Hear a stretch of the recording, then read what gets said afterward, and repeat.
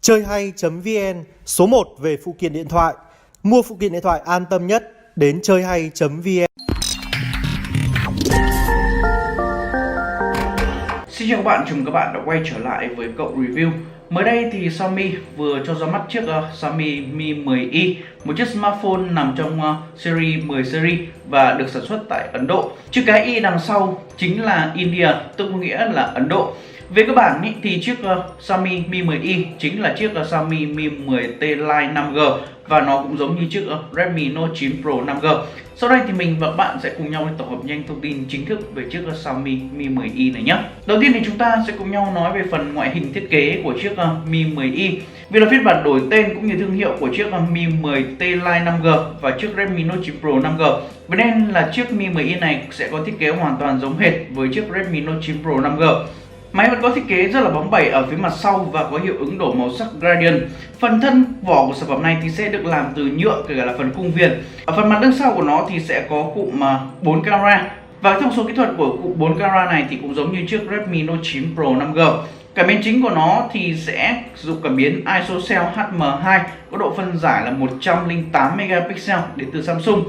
Ngoài ra thì nó sẽ có thêm một cụm camera góc siêu rộng 8 megapixel này, một camera để đo chiều sâu và một camera chụp ảnh macro đều có độ phân giải là 2 megapixel. Và phần mặt lưng sau của chiếc Mi 10i này nó được thiết kế bo cong 3D, vậy nên là nó cho cảm giác cầm nắm trên tay rất là thoải mái. Ở phía mặt trước của nó thì sẽ là một cái màn hình LCD với kích thước là 6,67 inch, độ phân giải là Full HD+, có tần số quét là 120Hz và tỷ lệ khung hình là 20:9.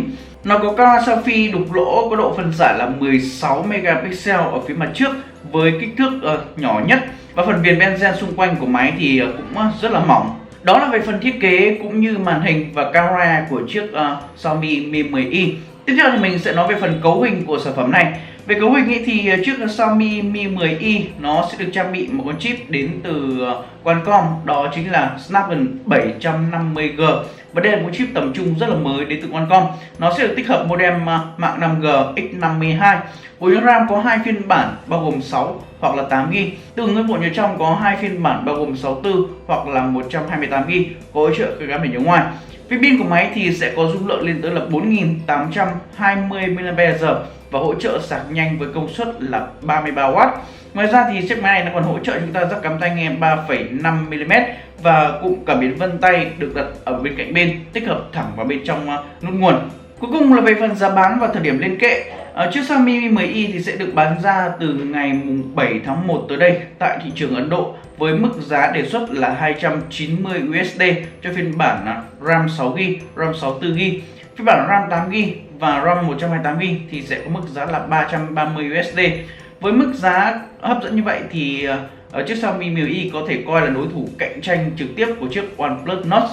Ok, vừa rồi thì mình và các bạn đã cùng nhau tổng hợp nhanh thông tin chính thức về chiếc Xiaomi Mi 10i, một chiếc smartphone tầm trung hỗ trợ ở kết nối mạng 5G và nó cũng chính là phiên bản đổi tên của chiếc Xiaomi Mi 10T Lite 5G hay là chiếc Redmi Note 9 Pro 5G.